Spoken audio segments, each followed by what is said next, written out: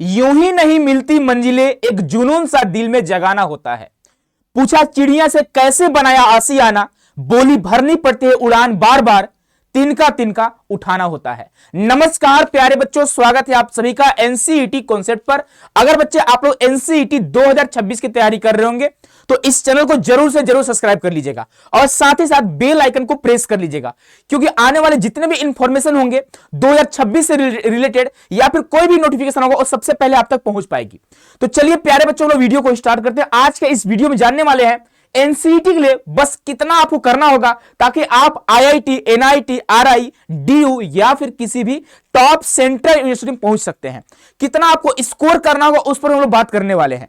तो चलिए प्यारे बच्चों, वीडियो को स्टार्ट करते हैं। उससे पहले आपको बता दें कि अगर आप एनसीईटी 2026 की तैयारी कर रहे होंगे तो एनसीईटी कॉन्सेप्ट पर एनसीईटी से रिलेटेड यहाँ पे चाहे बीए बीएड हो या बीएससी बीएड हो, बीकॉम बीएड, यहाँ पे क्लासेस भी आपको देखने को मिलती हैं।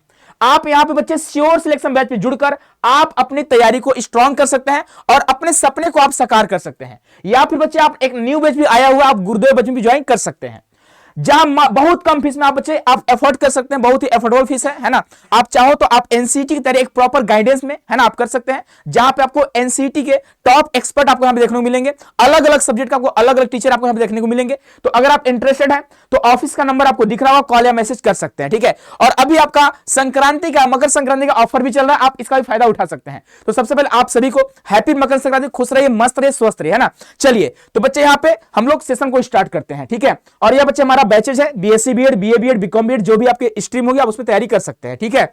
चलिए तो बच्चे यहाँ पे आपको पता होगा, देखो भाई, अब यहाँ पे ना आप मुझे अपना एज ए बड़ा भाई मान सकते हो, ठीक है, आप मेंटर भी मान सकते हो, है ना।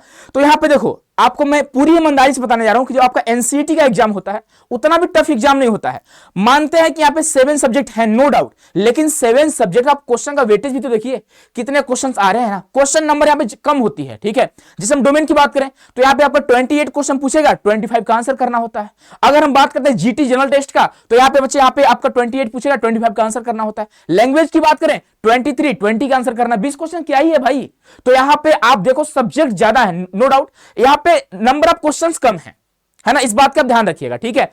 अब देखो यहाँ पे 7 सब्जेक्ट पढ़ना है। पहली बात, यहाँ पे अगर आप एनसीईटी की तैयारी कर रहे हैं तो पहले आप ये जानो कि यहाँ पे कौन कौन से ऐसे सब्जेक्ट हैं जो ज्यादा स्कोरिंग है, यानी हम जिसमें कम मेहनत करके हम अच्छा स्कोर कर सकते हैं।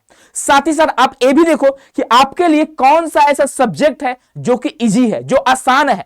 यकीन मानिए यहाँ पे 7 सब्जेक्ट आपको देखने को मिल रहे होंगे, लेकिन जहां तक मुझे लगता है कि आपके लिए यहाँ पे 3 या 4 सब्जेक्ट काफी इजी हैं, ठीक है। चाहे कोई भी बच्चा हो, कोई ऐसे बच्चे आते हैं जिनका यहाँ पे डोमेन काफी स्ट्रांग होता है, जैसे पीसीएम हो गया, फिजिक्स केमिस्ट्री मैथमेटिक्स। कुछ ऐसे बच्चे होंगे जिनका पीसीबी स्ट्रांग होगा। कुछ ऐसे भी बच्चे होते हैं जिनका डोमेन स्ट्रांग नहीं होता है, लेकिन उनका लैंग्वेज और उनका मेंटल एबिलिटी स्ट्रांग होता है, टीचिंग एप्टीट्यूड स्ट्रांग होता है ना। बच्चों को कैचिंग पावर अच्छी होती है, वो चीजों को कैच कर लिए होते हैं। तो यहां पे ये सारी स्टडी आपको ध्यान में रखकर अपनी तैयारी स्टार्ट करनी होगी। बहुत सारे बच्चे पहले से ऑलरेडी तैयारी कर रहे हैं, बहुत सारे बच्चे में ड्रॉपर भी हैं जो एनसीईटी की तैयारी पिछले साल से ही कर रहे हैं, और कुछ ऐसे भी बच्चे हैं जो अभी अपनी तैयारी को स्टार्ट भी करने वाले हैं। तो उन सभी को एक साथ लेकर हम चलेंगे और यहां पे डिटेल में बात करेंगे कि कैसी आपकी स्टडी होनी चाहिए। तो चलिए प्यारे बच्चों, यहां पे आपको दिखाएंगे। तो पहली बात आप जान लो कि स्कोरिंग सब्जेक्ट कौन सा है, पहले आप ये जानो, ठीक है। पहला जो हमारे यहाँ पे होगा, ठीक है, हमारा एरो है, कैसे हम यहाँ पे ड्रीम इंस्टीट्यूट की तरफ बढ़ेंगे, कैसे हम यहाँ पे आईआईटी, आरआई, डीयू एंड आपका एनआईटी या फिर सेंट्रल यूनिवर्सिटी में कैसे पहुंचेंगे। तो पहला आपका स्टेप क्या होगा, स्कोरिंग सब्जेक्ट। आप देखो कौन कौन से ऐसे सब्जेक्ट हैं जो स्कोरिंग है। जैसे आपका यहाँ पे 2 लैंग्वेज सब्जेक्ट हो गया। अब 2 लैंग्वेज, मुझे लगता है लैंग्वेज तो भाई स्कोरिंग सब्जेक्ट है, नो डाउट। सिलेबस लिमिटेड है और यहां पे आप कम पढ़कर कम टाइम में आप ज्यादा स्कोर गेन कर सकते हैं। आप यहां ज्यादा स्कोर कर सकते हो लैंग्वेज में। बस आपको एटलीस्ट एक बार सिलेबस कंप्लीट करने हैं। अगर एक बार सिलेबस कंप्लीट कर लिए तो यहां पे बहुत सारे ऐसे बच्चे हैं जो लैंग्वेज में बच्चे यहां पे लगभग आप देखो लास्ट ईयर जो है ना 150 बच्चे यहां पे लैंग्वेज में फुल मार्क्स लाए हैं। 150 बच्चे हिंदी फॉर कम्युनिकेशन में, है ना, हिंदी जनसंचार तंत्र में। तो लैंग्वेज काफी आसान है, नो डाउट, लेकिन हाँ बच्चे सिलेबस कंप्लीट कर नहीं पाते हैं, जिसकी वजह से उनका मार्क्स नहीं आता है। 23 क्वेश्चन है जिनमें से आपको 20 का आंसर करना होता है। भाई 20 छोड़ो, आप 15 क्वेश्चन कर पाओगे, बहुत है। स्कोरिंग सब्जेक्ट उसको मान सकते हैं हम। तो लैंग्वेज यहाँ पे स्कोरिंग सब्जेक्ट है। अब बहुत सारे ऐसे बच्चे हैं जो डोमेन पे काफी ज्यादा टाइम देते हैं और टाइम देने के बावजूद भी वो स्कोर नहीं कर पाते हैं। और यहां पे देखो दूसरा जो आपका सब्जेक्ट होगा वो जीटी होगा, जनरल टेस्ट। अब जनरल टेस्ट में कुछ ऐसे बच्चे हैं जिनका काफी रीजनिंग काफी स्ट्रांग है, कुछ ऐसे बच्चे जिनका मैथ स्ट्रांग है। तो आप देखो अगर आप रीजनिंग मैथ वाले हो तो आप अच्छा स्कोर कम टाइम में सिलेक्टेड टॉपिक पढ़ के मैराथन क्लास देखकर भी आप यहां पे अच्छा स्कोर कर सकते हो। इजी इजी क्वेश्चन आते हैं भाई, बहुत आसान क्वेश्चन आते हैं, बस एक बार आपको सिलेबस कंप्लीट करने हैं।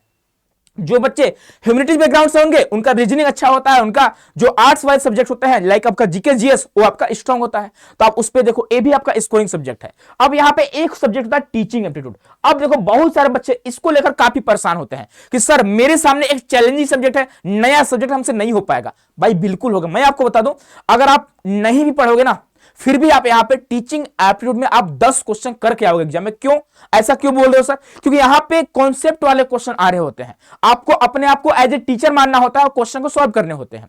आप कॉन्सेप्ट अगर आपका क्लियर है, आपका कॉन्सेप्ट क्लियर है, आपको फैक्चुअल चीजें याद नहीं है, नो कोई दिक्कत नहीं है, आप यहां पर भी अच्छा स्कोर करते हैं। और जो बच्चे एक बार सिलेबस कंप्लीट कर लेते हैं उनका यहां पे फैक्चुअल चीजें और कॉन्सेप्चुअल दोनों यहां पे स्ट्रांग हो जाता है। और इस तरह से आपका एक स्कोरिंग सब्जेक्ट, मात्र 7 यूनिट ही तो पढ़नी है, मात्र 7 चैप्टर पढ़नी है और यहां पे आपका 20 क्वेश्चन बन रहे हैं।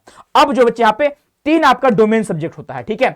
अब 3 डोमेन में आपको देखना होगा कि आप 12th में पढ़े हो कि नहीं पढ़े हो, क्या आपका डोमेन सब्जेक्ट स्ट्रांग है या फिर क्या आप उसको चेंज कर रहे हो, क्या आप यहां पे साइंस बैकग्राउंड से हो, आप ह्यूमैनिटीज में आ रहे हो, तो ये भी आपको देखना होगा। तो आप देखिए कि स्कोरिंग सब्जेक्ट कौन सा है, हम किस में कितना स्कोर कर सकते हैं। और आपको बता दें कि यहां एनसीटी कॉन्सेप्ट पर, सीयूटी कॉन्सेप्ट पर यहां पे आपको महायुद्ध देखने को मिल रहे होंगे। 14 जनवरी कल का डेट है, लेकिन हो सकता है शायद आपको इंफॉर्मेशन दी जाएगी। आप एक बार मॉक टेस्ट दो, ठीक है, उसके बाद आप खुद का एनालाइज करो, है ना, कि हाँ मैं कितना स्कोर कर पा रहा हूं, कौन सा सब्जेक्ट में स्कोरिंग है। अब भाई कम से कम एक बार सिलेबस तो आप जानो, तब तो आपको पता चलेगा कौन सा आसान है, कौन सा यहाँ पे डिफिकल्ट है ना। अब देखो दूसरा स्टेप क्या होना चाहिए, आप इजी सब्जेक्ट को पकड़ो। कि मान लीजिए आपका यहाँ पे रीजनिंग मैथ अच्छा है, इजी है आपके लिए, ठीक है, स्कोरिंग नहीं है नो डाउट, ठीक है, फिर भी आप देख सकते हो ना भाई हाँ इजी सब्जेक्ट है, मैं इसको कर सकता हूं, तो उस पर ज्यादा एफर्ट लगाओ, आप उस पर टाइम दो। भाई जो सब्जेक्ट आप कर ही नहीं पाओगे, आपके पास 3 से 4 महीने बचे हुए हैं, आप नहीं कर पा रहे हो, आपको समझ में नहीं आ रही है, कितना वो पढ़ रहे हो, आपको क्वेश्चन सही नहीं बन रहे हैं, छोड़ दो। यहां पे आपको बच्चे आप देखोगे 640 का टोटल एग्जाम होता है। अब 640 में आपको ज्यादा स्कोर नहीं करने हैं, आप 400 स्कोर करो, अब जहां चाहोगे वहां आपको एडमिशन मिलेगा। 400 का आप टारगेट रखो, ठीक है, अब जहां चाहोगे वहां आपको एडमिशन मिलेगा। यानी आपको कम से कम 160 में 181 क्वेश्चन टोटल, आपको पता होगा यहां पे 181 क्वेश्चन आते हैं, आपको 181 नहीं करना है, आपको 100 ही करनी है। लो 100 क्वेश्चन क्या बना पा रहे हो। अब देखो कौन सा पोर्शन आपका स्ट्रांग है, कौन सा सब्जेक्ट आपका स्ट्रांग है, और कौन सा सब्जेक्ट है, कौन सा टॉपिक स्ट्रांग है, वो आप ध्यान दो। भाई एनालिसिस करना पड़ेगा आपको, एक आपको स्ट्रेटजी बनानी होगी, एक प्लानिंग, एक स्ट्रांग प्लानिंग करनी होगी आपको, अन्यथा आप बच्चे यहाँ पे मात खा जाओगे, आपका यहाँ पे अच्छे स्कोर नहीं आ पाएंगे, है ना, इस बात का ध्यान रखोगे आप, ठीक है। चलो अब नेक्स्ट क्या है, अब देखो आपको बता दे बच्चे, यहां पे अगर हम बात करें बेसिक क्वेश्चंस क्या होते हैं। जब देखो आप क्या होता है ना, कोई भी सब्जेक्ट हो, चाहे आपका रीजनिंग हो, अब रीजनिंग में कुछ क्वेश्चन बेसिक्स यानी इजी क्वेश्चन आते हैं, कुछ मॉडरेट क्वेश्चन होते हैं, कुछ डिफिकल्ट क्वेश्चन होते हैं। तो अब देखो आपको भ्रमित नहीं होना, आपको मतलब डरना नहीं है, ठीक है। 181 क्वेश्चन आ रहे हैं एग्जाम में, 181 में आप यकीन मानिए यहां पे लगभग 50 क्वेश्चन ऐसे आते हैं जो काफी इजी होते हैं, लेकिन आप उसका रिवीजन नहीं करे होते हैं और आप कर नहीं पाते उसको। इजी क्वेश्चन जो आप क्लास 12th तक पढ़ते आ रहे हो, आप शुरुआत में उसको पढ़ चुके हो, नो डाउट, आप यहां पर भी पढ़े हुए हो, लेकिन फिर भी आप उसको मात खा जाते हैं, क्यों? आपका रिवीजन नहीं होता है, ठीक है। तो बेसिक क्वेश्चन गलत नहीं होने चाहिए, जो आसान क्वेश्चन होते हैं, इजी टू मॉडरेट जो क्वेश्चन होते हैं, वो बच्चे यहां पे गलती नहीं होनी चाहिए, ठीक है। इस बात पे भी आप फोकस करिएगा और यहां से भी आप लगभग 50 टू 60 टू 70 क्वेश्चन यहां पे आप कर पाओगे, ठीक है। नेक्स्ट बात करते हैं बच्चे यहां पे पीवाईक्यू एंड मॉक्स। अब आपको बता दें एनसीटी कॉन्सेप्ट का इतिहास रहा है, पिछले 3 सालों का रिकॉर्ड है, ठीक है। आप अपने सीनियर से पूछ सकते हो। यहां पे जो मॉक टेस्ट होता है, आपको यहां पे 10 मॉक टेस्ट दी जाती है, जो बच्चे यहां पे श्योर सिलेक्शन बैच में जुड़े होते हैं उनको 10 मॉक टेस्ट दी जाती है। आप यकीन मानिए 10 मॉक टेस्ट में बच्चे अगर आप देखो तो यहां पे लगभग 10 से 15 या 20 क्वेश्चन ऐसे होते हैं जो आपको डायरेक्टली आपको मॉक टेस्ट से देखने को मिलते हैं। क्यों? क्योंकि यहां पे जो मॉक टेस्ट तैयार की जाती है वो डिफरेंट फैकल्टी के द्वारा तैयार की जाती है, अलग अलग सब्जेक्ट का यहां पे अलग अलग फैकल्टी है जो अपने सब्जेक्ट का यहां पे मॉक टेस्ट तैयार कर रही होती है। तो उन टीचर्स को पता होता है ना कि कहां से क्वेश्चन आ सकते हैं, तो एनसीईआरटी से हम लोग क्वेश्चन बनाते हैं, तो यहां पे डायरेक्ट क्वेश्चन आपको मॉक टेस्ट का देखने को मिलता है एग्जामिनेशन में। और साथ ही साथ आपको पीवाईक्यू भी तैयार रखना है। क्यों? क्योंकि पीवाईक्यू भी रिपीटेड यहां पे होते रहे हैं, ठीक है। डायरेक्टली रूप से ना हो, लेकिन हाँ इनडायरेक्टली रूप से यहां पे पीवाईक्यू भी रिपीट होते हैं, इस बात का भी आपको ध्यान रखना होगा, ठीक है।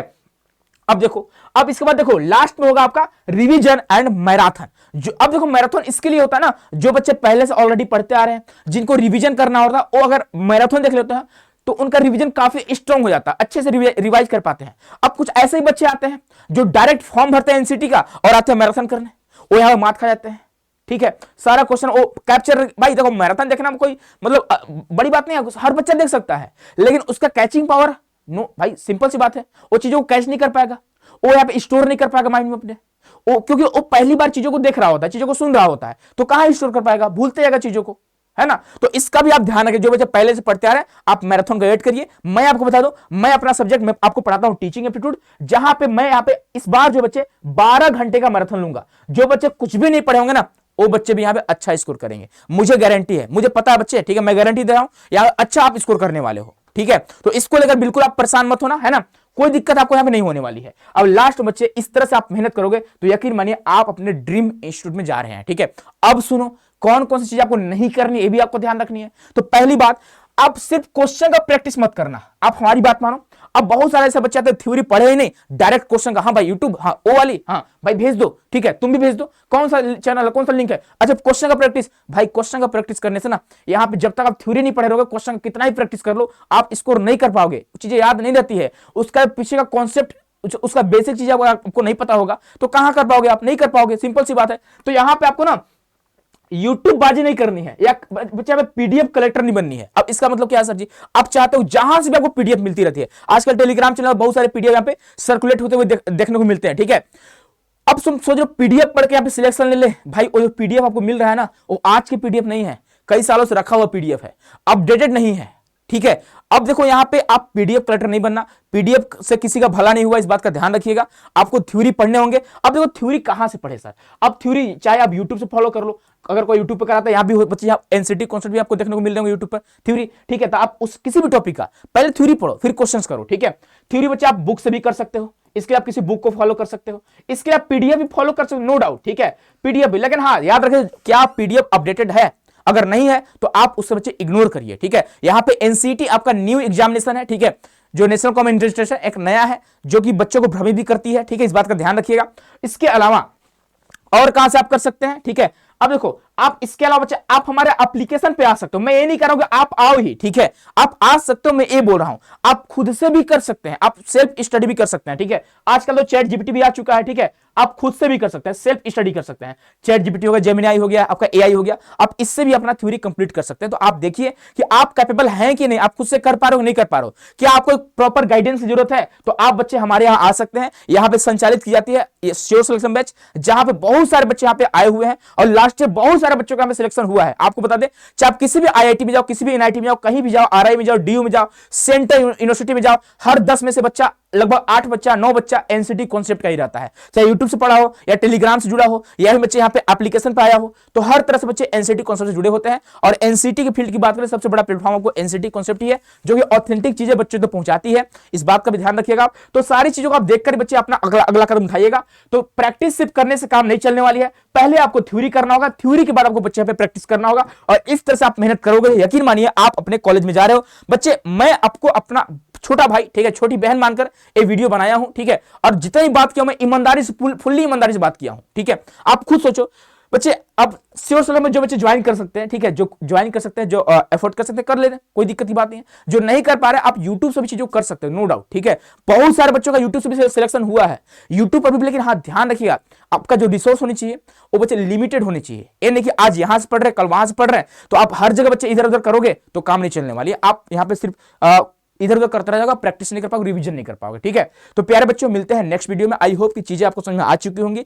अब आप बच्चे अगर इस तरह से अपना स्ट्रेटजी बनाते हो, इस तरह से प्लानिंग करते हो, तो यकीन मानिए आप यहाँ पे अच्छा स्कोर कर रहे हैं। बाकी अगर आपको किसी प्रकार का कोई दिक्कत आता है तो ऑफिस के नंबर पर आप कॉन्टेक्ट कर सकते हो, ऑफिस के नंबर आपको दिख रहे हो, 2 नंबर आपको यहाँ पे दिए गए हैं। बाकी आप बच्चे हमारे एप्लीकेशन को डाउनलोड कर सकते हो, एक बार आप विजिट तो करिए। ठीक है, वहां पे आपको फ्री में पीडीएफ भी दी जाती है, यूट्यूब वाली सारी पीडीएफ वहीं पे दी जाती है। तो आप हमारे एप्लीकेशन डाउनलोड करिए और एक बार आप डेमो वीडियो जाकर देखिए। अगर आपको पसंद आते हैं तो आप वहां पे जुड़ जाइए, अगर नहीं आते कोई बात नहीं, आप यूट्यूब से प्रैक्टिस कर सकते हैं, आप अपना प्रयास कर सकते हैं। ठीक है, इस बात का ध्यान रखिएगा। तो आपको डिसाइड करना है कि 4 महीने आप मेहनत कर रहे हो या फिर नहीं कर रहे हो। अगला 4 साल डिसाइड, अब यही आपका 4 महीने का जो मेहनत है ना, वो अगला 4 साल आपका डिसाइड करने वाला है। ठीक है, तो इस बात का ध्यान रखिएगा। बाकी आप सभी को मकर संक्रांति की बहुत बहुत शुभकामनाएं। खुश रहिए, मस्त रहिए, स्वस्थ रहिए और अपने परिवार का ख्याल रखिए, अपना ख्याल रखिए। बहुत बहुत धन्यवाद, बहुत सारा प्यार।